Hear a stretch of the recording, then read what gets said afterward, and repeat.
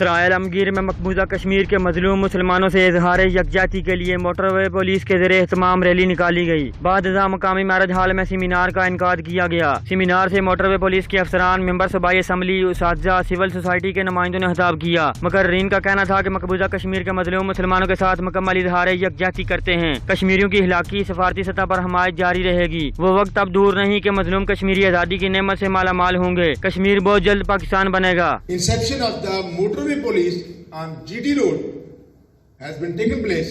یعنی جب سے ہم یہاں آئے ہیں، میں نے پرسنلی سارے کی سارے جو سینسز کلیکٹ کیے ہیں، 47% ایکسیڈنٹ کم ہو گئے۔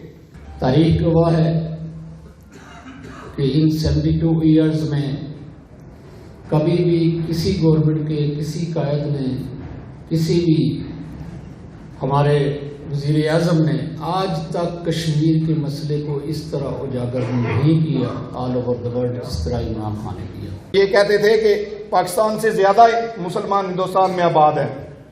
آج آپ دیکھیں ان مسلمانوں کے لیے شریعت بھی وہاں کی موجود نہیں ہے۔